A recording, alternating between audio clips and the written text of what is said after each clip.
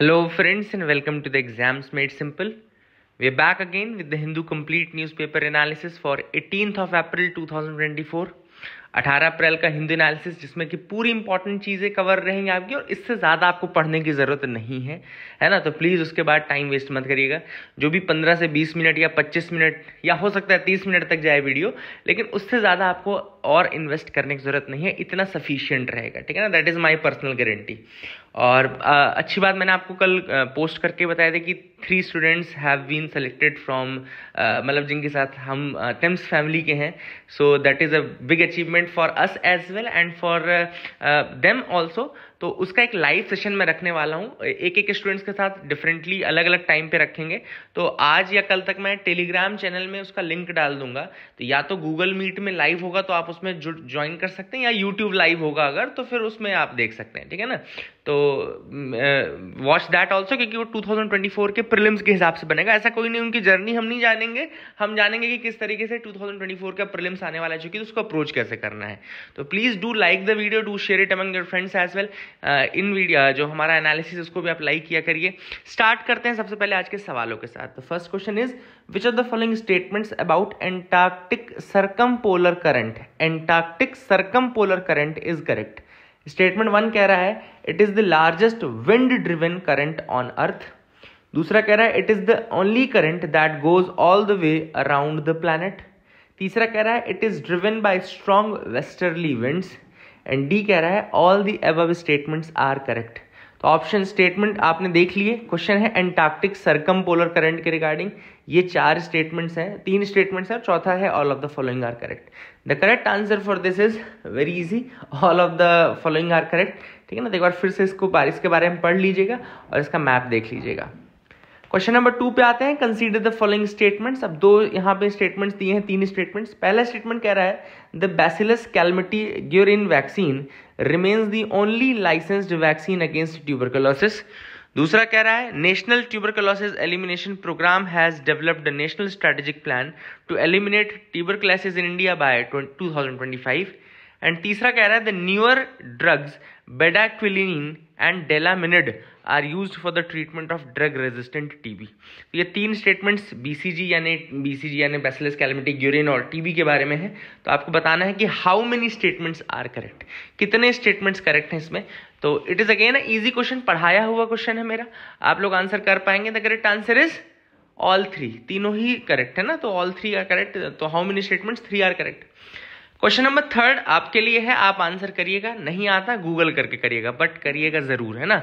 Please एक छोटी सी चीज रहती है वो आप अपनी तरफ से कर सकते हैं। कमेंट सेक्शन में आंसर करिएगा। इंडिया एम्प्लॉयमेंट रिपोर्ट 2024 किसने पब्लिश की थी? India employment report 2024। ऑप्शंस आपके हैं इंटरनेशनल लेबर ऑर्गेनाइजेशन, बी है ministry of labour and employment, तीसरी है world economic forum, and D है ministry of statistics and programme implementation. India employment report 2024, ठीक है ना। तो I hope you got clarity regarding the questions as well. Move करते हैं आज के न्यूज एनालिसिस में। पीछे की तरफ से हम आएंगे क्योंकि ज़्यादा न्यूज़ आजकल अगर हिंदू आप पढ़ो तो आपको समझ में आएगा कि it is from the back side, है ना, not from the front side.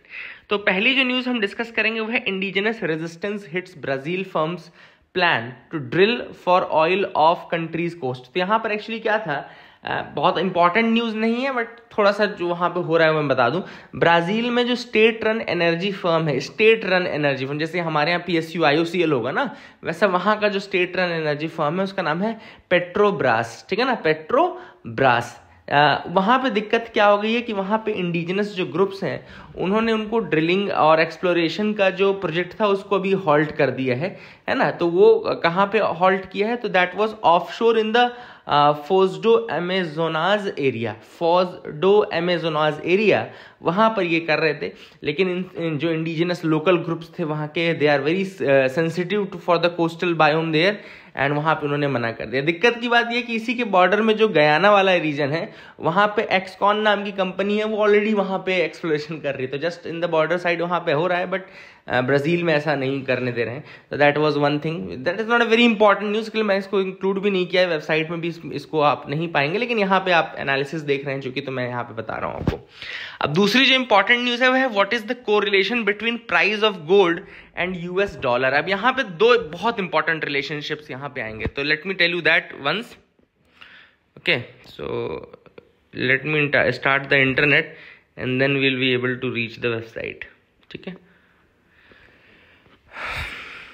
okay, so let me start that.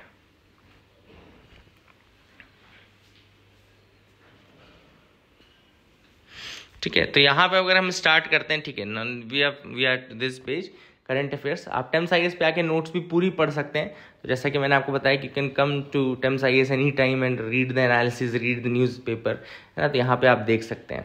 तो अब मैं यहाँ पे आपको बता दूं कि जो ग्लोबल गोल्ड प्राइजेस हैं उसके ऊपर ये आर्टिकल आया है कि what are the factors which are affecting. यहाँ पे दो फैक्टर्स के बारे में लिखा गया है। एक तो है क्रूड ऑयल प्राइजेस के साथ रिलेशन और दूसरा है यूएस डॉलर के साथ। तो एज इट इज इसको याद रखना, दिमाग में रखना, क्योंकि यूपीएससी ये क्वेश्चन पूछ सकता है। This is a very prominent question. तो पहला जो रिलेशन है वो है क्रूड ऑयल प्राइजेस के साथ गोल्ड का पॉजिटिव कोरिलेशन होता है। याद रखिएगा, when the oil prices rise it can signal inflation. Oil price rise का मतलब होता है इन्फ्लेशन, और इन्फ्लेशन मतलब कि increased demand for gold as a hedge के रूप में। हेज फंड मतलब अपने जो लॉसेज है उनको मिनिमाइज करने के लिए लोग इन्वेस्ट करना शुरू करते हैं। तो यहाँ पे हेज के रूप में काम करता है gold, and that is the reason why इसके प्राइस बढ़ने लगते हैं। दूसरा है इनवर्स रिलेशन होता है with the US dollar. US dollar के साथ इनवर्स रिलेशनशिप होता है। A weaker dollar makes gold prices in dollar more attractive. Obvious सी बात है, क्योंकि आपको ज्यादा डॉलर, मान लो पहले $1 में मिल रहा था 1 ग्राम, तो ऑब्वियस सी बात है जब डॉलर की वैल्यू घटेगी तो उसमें ज्यादा डॉलर लगने लगेंगे ना। तो गोल्ड के प्राइसेस, और उसका प्राइस डिमांड के ज्यादा इंपैक्ट नहीं है उसमें, उसके ऊपर डिमांड का इंपैक्ट नहीं पड़ रहा है, उसके ऊपर वो करेंसी वीकनिंग का इफेक्ट पड़ रहा है। क्योंकि ऑब्वियस सी बात है जो कंट्रीज परचेज कर रही हैं वो ट्रेड तो गोल्ड डॉलर में ही कर रही है ना। तो इसीलिए डॉलर में जब होता है तो इंडिजिनस करेंसीज का कोई इंपैक्ट नहीं पड़ता ज्यादा, लेकिन डॉलर अगर वीकन हो रहा है तो ऑब्वियस सी बात है फिर उसका प्राइस डॉलर में बढ़ने लगेगा। ठीक है, तो that is the inverse relationship with the dollar. I hope you will remember these two relationship, है ना। एंड तीसरा जो ऑब्वियस बात है सप्लाई कंस्ट्रेंट है। अगर आप मान लो माइनिंग कम हो जाए या कॉस्ट ऑफ माइनिंग इंक्रीज हो जाए, अगर कॉस्ट ऑफ माइनिंग इंक्रीज हो जाएगी तो भी ऑब्वियस सी बात है इसका सप्लाई के ऊपर इंपैक्ट पड़ेगा, और सप्लाई के ऊपर इंपैक्ट पड़ेगा तो प्राइजेस बढ़ेंगे ही।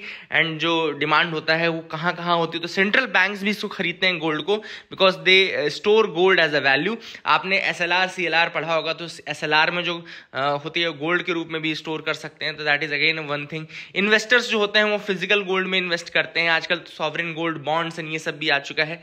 देन कंज्यूमर्स होते हैं, जैसे इंडिया चाइना में, तो एक तो ट्रेडिशनल फॉर्म में वेल्थ स्टोरेज ऑर्नामेंटेशन के रूप में गोल्ड बहुत ज्यादा डिमांड में रहता है ना। और इंडस्ट्रीज भी है, क्योंकि गोल्ड की यूनिक प्रॉपर्टीज होती हैं, industries use gold for the industrial applications. So that's the one thing which was very very important. I hope you got clarity regarding that.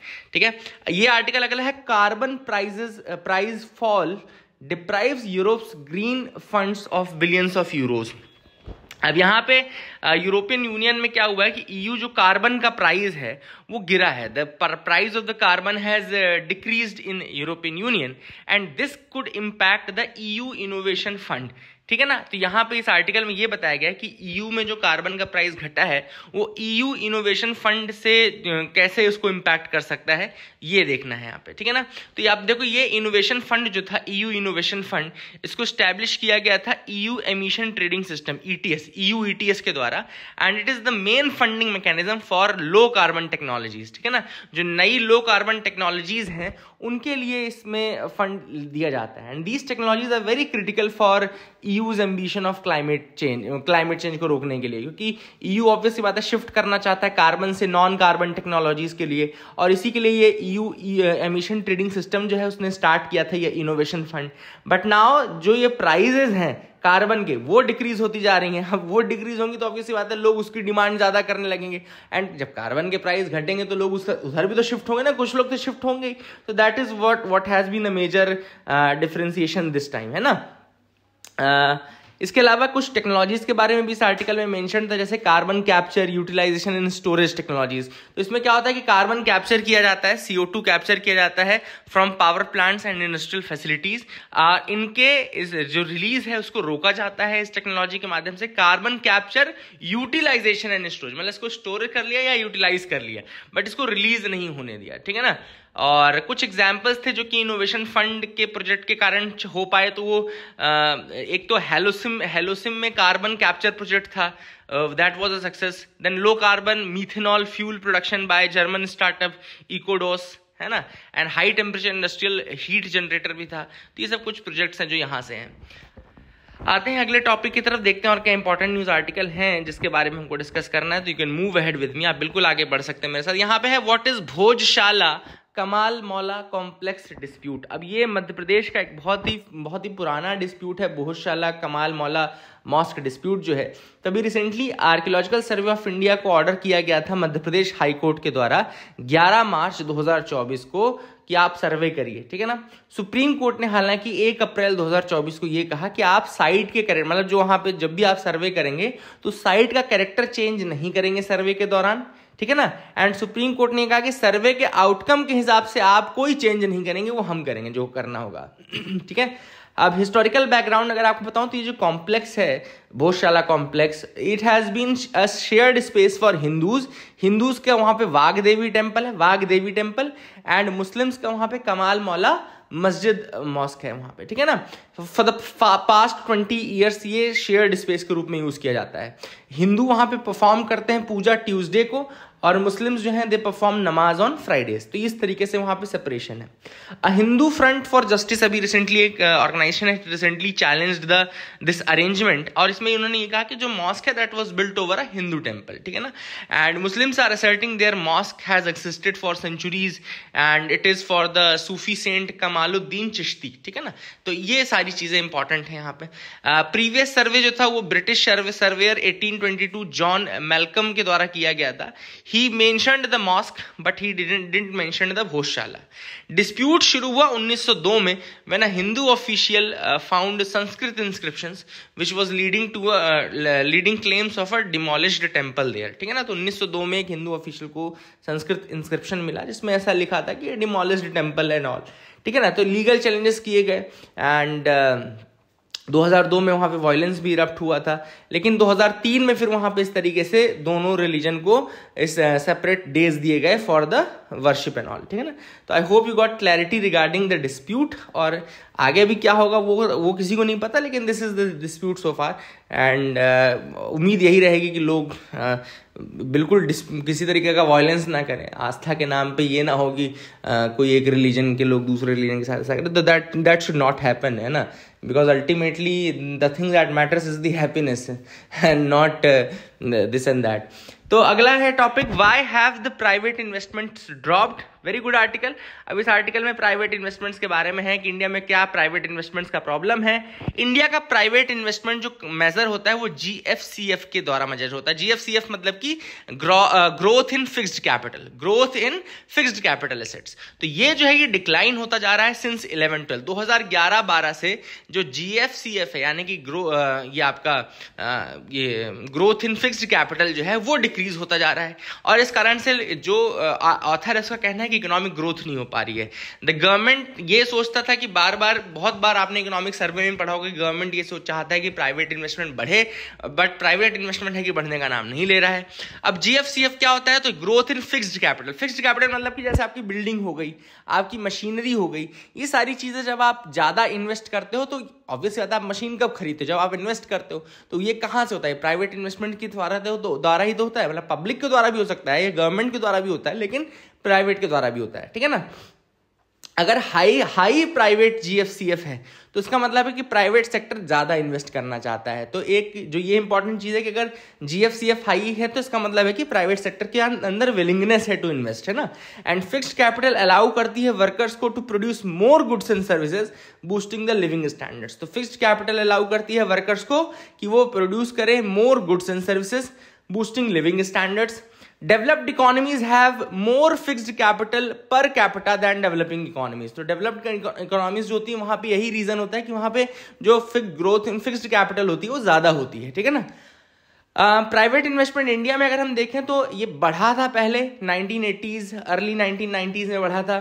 इसके पहले लगभग 10% हुआ करता था, लेकिन पोस्ट लिबरलाइजेशन 2007-8 के दौरान तक तो ये 27% हो गया जीडीपी, मतलब 27% जीएफसीएफ हो गया था जीडीपी का. Now it has fallen significantly from 2011-12 and अभी अब देखो 27% हो गया था 7-8 के दौरान, अब ये फिर से 19.6% पे आ गया है. इट इज डिक्लाइनिंग, है ना. अब कुछ रीजंस हैं डिक्लाइन के, उसमें अलग अलग थ्योरीज हैं. एक है कंजम्पशन लेड इन्वेस्टमेंट थ्योरी. तो कुछ इकोनॉमिस्ट ब्लेम करते हैं लो प्राइवेट कंजम्पशन को फॉर द डिक्लाइन. भैया प्राइवेट का कंजम्पशन ही कम है इसलिए वो इन्वेस्ट नहीं कर रहे हैं. And they believe strong consumption can encourage the businesses to invest. जब खुद ज्यादा कंजम्पशन करेंगे तो वो ज्यादा ही इन्वेस्ट करेंगे, ठीक है ना. स्ट्रक्चरल प्रॉब्लम्स थ्योरी भी है एक. कुछ इकोनॉमिस्ट का कहना है कि भाई स्ट्रक्चरल इश्यूज हैं, जैसे गवर्नमेंट की पॉलिसीज अनफेवरेबल हैं, है ना. तो ये एक इंपॉर्टेंट उनका कहना है कि गवर्नमेंट की पॉलिसीज सही हो जाएंगे तो स्ट्रक्चर सही हो जाएगा, स्ट्रक्चरल डिफेक्ट्स हट जाएंगे, है ना. तो हमको रिफॉर्म्स करने की जरूरत है इन द पॉलिसीज, ठीक है ना. देन पॉलिसी अनसर्टेनिटी भी है इंडिया में, ये भी एक रीजन है. Then cost of low private investment. तो यहाँ पे भी गवर्नमेंट इन्वेस्टमेंट जो है कई बार क्राउड आउट कर देता है प्राइवेट इन्वेस्टमेंट को, तो ये भी एक रीजन दिया गया है. तो all this things are there. I hope you got clarity regarding that as well. अब आज देखो दो बहुत प्यारे आर्टिकल आए हैं, वो भी हम डिस्कस करेंगे. एक है randomised control trials. Randomised control trial लिख लो अपने उसमें. तो अब ये आर्टिकल है जो ट्यूबरकुलोसिस के ट्रीटमेंट के ऊपर है. तो ट्यूबरकुलोसिस के कुछ बहुत बड़े बड़े केसेस के नाम है, जैसे Kamala Nehru ji, Mohammad Ali Jinnah. They were the prominent figures जो they fell victim to the tuberculosis. And यहाँ पे ऑथर ने बोला कि टर्निंग पॉइंट आया 1928 में, जब सर अलेक्जेंडर फ्लेमिंग ने डिस्कवर किया पेनिसिलिन, ठीक है ना. तो that was the new chapter in the antibiotic development offering hope for the TB treatment. Alexander Fleming, penicillin, 1928. इसके बाद सर ऑस्टिन ब्रैडफर्ड हिल, इनका नाम आया है. सर ऑस्टिन ब्रैडफर्ड हिल का नाम आया है. तो याद रखिएगा सर ऑस्टिन ब्रैडफर्ड हिल ने ही championed the randomised control trials. तो ये आरसीटी जो होता है ना, randomised control trial, it's a robust method to evaluate the treatments efficacy. Treatment की एफिशिएंसी को मेजर करते हैं रैंडमाइज्ड कंट्रोल ट्रायल्स के माध्यम से. And this technique is now cornerstone of the medical modern medicine. And he played a very critical role in testing the streptomycin, the first antibiotic proven effective against tuberculosis. तो ये RCT के माध्यम से ही इन्होंने test किया था streptomycin को. Streptomycin was the first antibiotic which was proven effective against the tuberculosis. तो ये ब्रैडफर्ड हिल ने, सर ऑस्टिन ब्रैडफर्ड हिल ने इसको बनाया था रैंडमाइज कंट्रोल ट्रायल मेथोडोलॉजी को. इसके अलावा इन्होंने क्राइटेरिया बनाया था जिसको ब्रैडफर्ड हिल क्राइटेरिया बोलते हैं. They are fundamental for establishing a causal link in epidemiology, है ना. तो that is a big thing which is there. And he provided evidence linking smoking to cancer, lung cancer. ये सारी चीजें जो हैं वो उन्होंने की थी. And I hope you got clarity. इसके अलावा देखो यहाँ पे वैसे हमारा टारगेट है टीबी एलिमिनेट करने का 2025, बट आर्टिकल कहता है कि 2030 तक किया जा सकता है. दिक्कत यह है कि एमडीआर एक्सडीआर जो है वो अभी भी है ना, मेडिसिन काम नहीं कर रही हैं, ये सारी चीजें हैं. और I hope you got clarity regarding that as well. ये समझ में आ गया होगा. आर्टिकल बहुत अच्छा है, randomise control trial, Austin Bradford Hill के बारे में, अलेक्जेंडर फ्लेमिंग के बारे में, स्ट्रेप्टोमाइसिन, ये सब याद रखना, ये कहीं क्वेश्चन बन जाएगा. The dynamic duo enhanced liver function and gut health.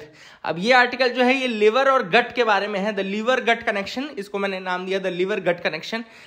यहाँ पर है आर्टिकल एक्सप्लोर करता है लिवर के बारे में पहले, फिर गट के बारे में, फिर दोनों का रिलेशनशिप. तो गट लीवर जो होता है बहुत सारे फंक्शंस परफॉर्म करता है, जैसे बॉडी में डिटॉक्सिफिकेशन हो गया, न्यूट्रिएंट स्टोरेज हो गया, ब्लड शुगर रेगुलेशन हो गया, ठीक है. ये सारी चीजें लिवर परफॉर्म करता है. It is vulnerable to damage from alcohol, poor diet, infections etcetera. अब गट जो होता है वहां पे क्या होता है, it's a microscopic powerhouse. क्यों? क्योंकि it hosts trillions of bacterias that aid the digestion. आपने तो कहा ना गट फीलिंग बोलते हैं ना, इट्स माय गट फीलिंग. तो एक्चुअली वो बैक्टीरियल फीलिंग होती है, वो बैक्टीरियाज आपके दिमाग में जो सोच रहे होते हैं. तो it host trillions of bacterias that aid digestion, vitamin synthesis, immunity, ये सारी गट का काम है. बैलेंस्ड गट माइक्रोबायोम होना चाहिए, मतलब बैलेंस्ड होना चाहिए. ऐसा नहीं कि वहां पे साला इतने बैक्टीरिया हो जाए कि जहरीला हो जाए, ऐसा भी नहीं होना चाहिए. बैलेंस्ड इन्वायरमेंट होना चाहिए. And Gut bacteria metabolites affect the liver function and inflammation. Liver gut axis अब देख लेते हैं, दोनों का रिलेशन देख लेते हैं. तो ये टू वे कम्युनिकेशन होता है जो लीवर को गट से कनेक्ट करता है ना. बाइल जो होता है लीवर में, it aids the fat digestion. Bile from liver fat digestion में मदद करता है एंड इन्फ्लुएंस करता है गट बैक्टीरिया को. तो लीवर में जो है एक्चुअली लीवर में जो बाइल होता है, it aids in the fat digestion and that ultimately influences the gut bacteria. And gut bacteria metabolites affect the liver function and inflammation. तो हेल्दी गट माइक्रोबायोम होगा तो इससे बेसिकली ये स्ट्रेंथन करेगा, आपके लीवर को भी प्रोटेक्ट करेगा. ठीक है ना. तो I hope you got clarity. इसको स्ट्रेंथन करने के लिए आप फाइबर रिच डाइट खाइए, फ्रूट्स खाइए, वेजिटेबल्स खाइए, होल ग्रेन्स खाइए, लेग्यूम्स खाइए. ठीक है ना. प्रोबायोटिक्स योगर्ट हो गया, है ना, किमची हो गया, ये सब भी आप खा सकते हैं, प्रोबायोटिक्स वाले हैं. हाइड्रेटेड पानी खूब पीजिए, स्ट्रेस को मैनेज करिए, स्ट्रेस तो होना ही नहीं चाहिए, है ना. ये सारी चीज़ें हैं. एक और आर्टिकल है आज जिसमें फॉरएवर केमिकल के बारे में आया है. फॉरएवर केमिकल जो कि चेन्नई के पानी को खराब कर रहा है. तो फॉरएवर केमिकल्स होते क्या है, याद रखिएगा, per and polyfluoroalkyl substances, PFAS जिनको बोलते हैं, per and polyfluoroalkyl substances. ये सिंथेटिक ह्यूमन मेड केमिकल्स होते हैं. They do not break down naturally in the environment. ये नेचुरली इन्वायरमेंट में ब्रेक डाउन नहीं करते हैं, इसीलिए इनको नाम दिया गया है फॉरएवर केमिकल्स का. ठीक है ना. याद रखिएगा, PFAS कंटामिनेशन चेन्नई के बकिंघम कैनाल हो गया, अडयार रिवर हो गया और चेम्बारम बक्कम लेक हो गई. यहां पे बहुत ज्यादा प्रॉब्लम है बिकॉज ऑफ द PFAS, पर एंड पॉलीफ्लोरो एल्काइल सब्सटेंसेस, जिनको PFAS बोलते हैं. अगर हम PFAS से एक्सपोज होते हैं तो लिवर डैमेज हो सकता है, हार्मोनल इम्बैलेंस हो सकता है, इम्यून सिस्टम इश्यूज आ सकते हैं, कैंसर तक हो सकता है. तो all these things are very genuine. I hope you got clarity regarding that. और लास्ट जो है एडिटोरियल ऑफ द डे, जिसपे हम आज पढ़ेंगे MK नारायणन जी का. MK नारायणन जी इंटेलिजेंस ब्यूरो के फॉर्मर डायरेक्टर थे. इनके आर्टिकल हमेशा ज्यादातर पूरे वर्ल्ड के ऊपर रहते हैं. तो उन्होंने वर्ड इन डिस एरे के ऊपर ही आर्टिकल लिखा है. जैसे पहला उन्होंने लीडरशिप क्राइसिस बताई कि जेलेंस्की हो गए, नेतन्याहू हो गए, व्लादिमीर पुतिन हो गए, ये जो है ऑनगोइंग कॉन्फ्लिक्ट्स कर रहे हैं. तो ऑब्वियसली बात है लीडरशिप क्राइसिस है यहाँ पे. US भी है, it is struggling to maintain order and influence. तो एक पहला होगा लीडरशिप क्राइसिस. दूसरा है ग्लोबल कॉन्फ्लिक्ट. यूक्रेन हो गया, फिर गाजा हो गया. ठीक है. पोटेंशियल न्यूक्लियर वेपन का भी यूज हो सकता है. ईरान और इजराइल में फिर से कॉन्फ्लिक्ट शुरू हो गया, तो ग्लोबल कॉन्फ्लिक्ट है. देन अलायंसेस शिफ्ट हो रहे हैं, जैसे कि US लेड वर्ल्ड ऑर्डर जो है वो वीकेन हो रहा है और अब लोग चाइना, रशिया, ईरान की तरफ शिफ्ट होते जा रहे हैं. तो ये अलायंसेस जो है वो ग्लोबल स्टेबिलिटी के लिए सही नहीं है, ये सेल्फ इंटरेस्ट में बनाए जा रहे हैं. फिर इकोनॉमिक स्ट्रेन है, यूरोप हो गया, US हो गया, चाइना, ये सब में इकोनॉमिक चैलेंजेस है. ग्लोबल इकोनॉमिक स्लो डाउन चल ही रहा है, ऑब्वियसली वॉर के कारण भी है. देन टेक्नोलॉजिकल डिसरप्शन, क्योंकि आर्टिफिशियल इंटेलिजेंस आ गई है, एडवांस्ड मिलिट्री टेक्नोलॉजीज आ गए हैं. स्मॉलर नेशंस भी AI को यूज कर रहे हैं काउंटर बैलेंस करने के लिए लार्ज पावर्स को. ठीक है ना. देन न्यूक्लियर प्रोलिफरेशन होता जा रहा है, चाहे वो नॉर्थ कोरिया हो, चाहे पाकिस्तान हो, ऐसी कंट्रीज में भी. All this things are there. And article जो है वो डूम्सडे सिनेरियो में वार्न कर रहा है, कह रहा है कि भैया डूम्सडे बहुत नजदीक है इस तरीके की कंडीशन से. तो that is it for the day. I hope you got clarity. Keep loving us, keep sharing us. Thank you. Nice and please do like.